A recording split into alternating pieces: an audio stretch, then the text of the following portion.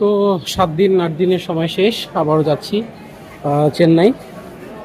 তো চলে আসছি এয়ারপোর্টে, সব কিছু করা বাকি শেষ করে দেন তারপর আপনাদের সাথে কথা হবে। সকাল 10:45-এর ফ্লাইট। তো এই হলো অবস্থা।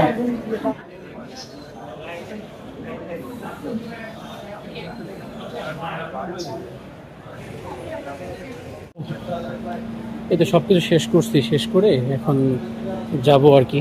আই মিন লাস্ট সিকিউরিটি চেকিংয়ের জন্য। কিন্তু মানে সব থেকে দুঃখের বিষয় হলো যে সব কিছু শেষ করছি ভালো কথা, কিন্তু আমাদের ইয়ে ছিল, মানে হুইল চেয়ার দেওয়া ছিল, কিন্তু হুইল চেয়ার ওনারা দেয় নাই। ইউএস বাংলা, মানে এত বাজে এক্সপিরিয়েন্স আমি মানে হবে আমি ভাবতে পারি নাই। তো যখন ইমিগ্রেশন শেষ করলাম, শেষ করার পরে গিয়ে তারপরে হুইল চেয়ার পাইছি। মানে আমার দেয়া আছে, টিকিটে দেয়া আছে, তারপরে আমার রিকোয়েস্ট করতে হচ্ছে। তো ঠিক আছে, রিকোয়েস্ট করার পরে তারপরে ওনারা এই হুইল চেয়ার দিল। তো এখন এই হলো অবস্থা।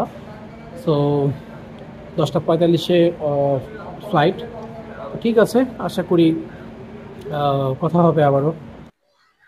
আমরা লাউঞ্জে এসে বসছি। তো যা মনে হচ্ছে ফ্লাইট একটু ডিলে হবে, আধা ঘন্টা বা 40 মিনিটের মতো।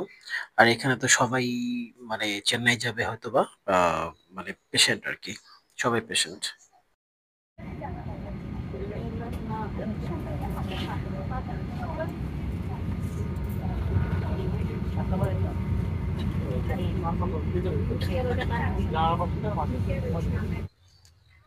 তো আমরা ফাইনালি পৌঁছায় গেছি চেন্নাইতে।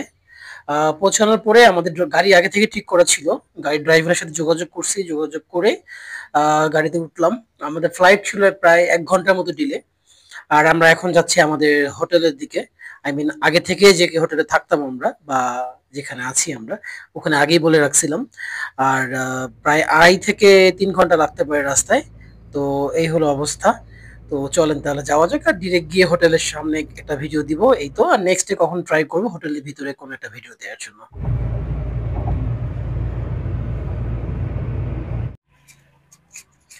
2.5 থেকে 3 ঘন্টার একটা লম্বা জার্নি শেষ করে আমরা এই যে পৌঁছে গেছি। তো মেইন রোড থেকে জাস্ট একটু ভিতরে ঢুকতে হয়। তো আমাদের এই যে এটা হলো হোটেল, বা যেটা এখানে লজ বলে আসলে। মনে হয় লজটা হতে লোকাল ভাষায় বলে সম্ভবত। আমি এখন এটা ঘাটাঘাটি করি নাই যে আসলে লজ বলতে কি মিন করতেছে ওনারা।